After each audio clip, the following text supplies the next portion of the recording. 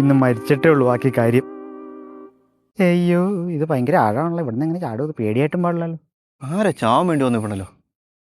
രക്ഷിച്ചേക്കാം. സാറേ, സാറിന് ഇവിടെ വന്നിക്കണേ. ആ സാറേ, അത്ര ശരിയല്ല കേട്ടോ. ഇവിടെ ഒരുപാട് പേര് ചാടി ചത്തിട്ടുള്ള. ആണോ? എന്നാൽ എനിക്ക് ഇങ്ങനെയുള്ള സ്ഥലമാണ് വേണ്ടത്. അത് ശരി. അപ്പം ചാടി ചാവാൻ വേണ്ടി വന്നേക്കണേ രണ്ടും കൽപ്പിച്ച്.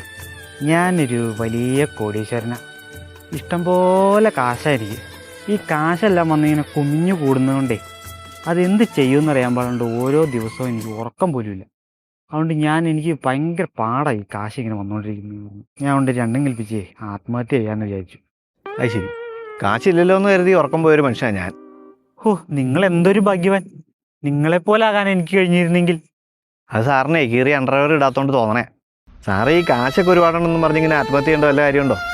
യുനോ, എനിക്ക് ഒരുപാട് പണമാണ്. ഇതിങ്ങനെ പണം വന്നുകൊണ്ടിരിക്കുക. ബിസിനസ് ഒരുപാടുണ്ട്.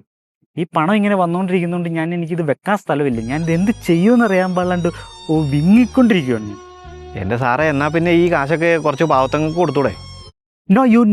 നോ. ഞാൻ കഷ്ടപ്പെട്ടുണ്ടാക്കിയ കാശ് വേറെ ആൾക്ക് കൊടുക്കാനോ? പുറകോപ്പേ. അപ്പം സാറിന് ഒരാളെ സഹായിക്കാനും പറ്റില്ല, നല്ല കാര്യം ഒന്നും ചെയ്യാനും പറ്റില്ല. കാശ് ഇഷ്ടം പോലെയാണ് നിറയെ. സാറേ, സാറ് മരിക്കുകയും ചെയ്യരുത്. കാരണം സാറിൻ്റെ ജീവന് പുല്ല് വിലയാ. സാറിന് ഞാൻ വേറൊരു ഐഡിയ പറഞ്ഞുതരാം. എന്താണ് ഐഡിയ? അതായത് സാറേ, സാറ് കുറേ പൈസ കൊണ്ടുവരിക, എന്നിട്ട് ഇവിടുന്ന് നേരെ താഴേക്ക് എറിഞ്ഞ് കളയാം. അപ്പോൾ ആ കുറേ പൈസ പോയി കിട്ടിയില്ലേ? ഇനി അതും അല്ലെങ്കിൽ എൻ്റെ ഒരു വേറൊരു ഐഡിയ ഉണ്ട്. കുറേ പണം ഉണ്ടല്ലോ, നല്ല ഒഴുക്കുള്ള പുഴയെ കൊണ്ട് അങ്ങ് ഒഴുക്കി കളയാം. അങ്ങനെയും പോയില്ലേ? കിട്ടുക്കൻ ഐഡിയ ഇത്, കിട്ടുക്കൻ. ഇനി സാറിന് ഇതൊക്കെ ചെയ്യാൻ മടിയാണെങ്കിൽ എന്നെ ഏൽപ്പിച്ചേരെ, ഞാൻ എവിടെയെങ്കിലും കൊണ്ടേ കത്തിച്ച് കളഞ്ഞോളാം.